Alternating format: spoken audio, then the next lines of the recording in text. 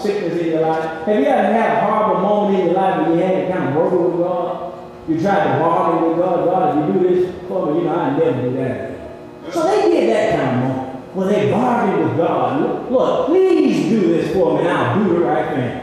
Well, normally when we say that, he already knows how to do the right thing.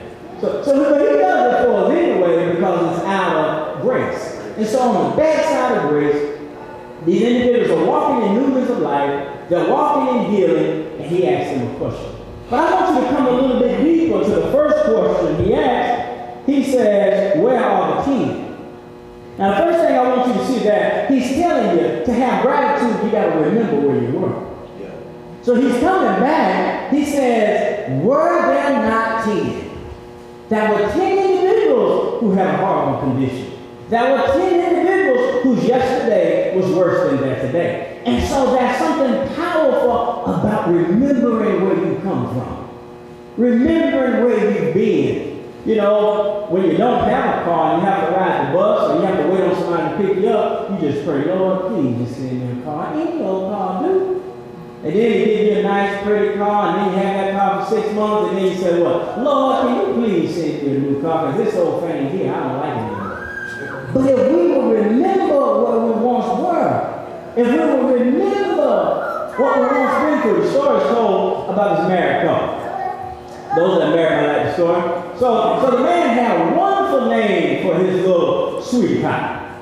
And so when the sweetie pie coughed softly, the man would run from the room, be by her side, and say, honey, what is wrong with you? Do we need to go to the doctor? She said, no, I just had a little cough.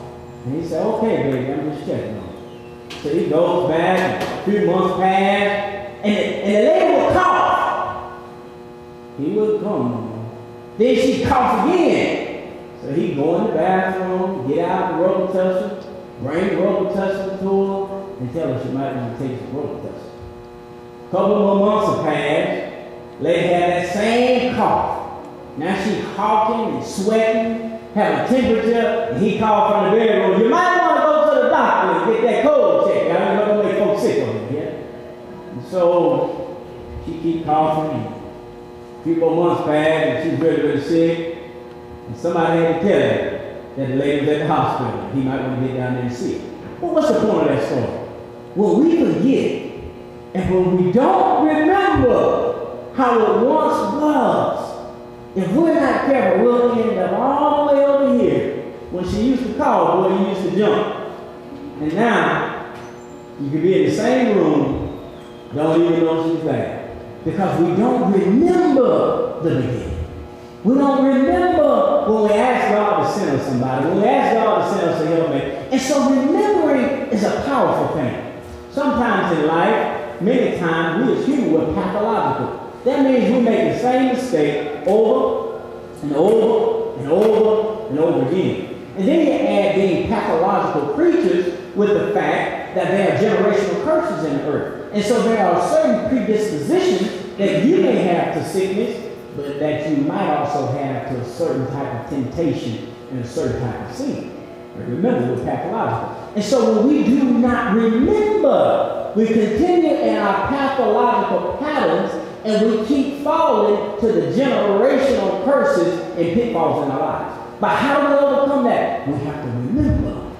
When you go to the doctor and you have an illness that they don't understand, they really want to know your family history then because they're trying to remember. They're trying to gain an understanding of yesterday so they can help you make it through today. If you can just reflect right now in this moment of grace, that's the first spirit of grace, is being able to remember. That's the first sign of grace, being able to remember. Being able to remember will unlock gratitude in your life. Does anybody remember a bad yesterday? Man, I remember driving that same truck out there, going to a store, unlocking the store. I can remember one time not having the keys, and I called one person, they said they didn't have them. I called another person, they said they didn't have them. Service starts in about an hour, and all of the equipment in there, you remember that? All of the equipment in the store, and now, what are we going to do?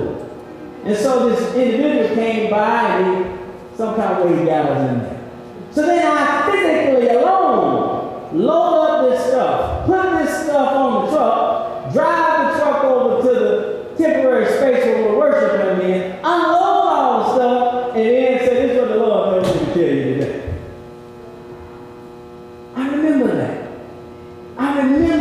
the challenges of that.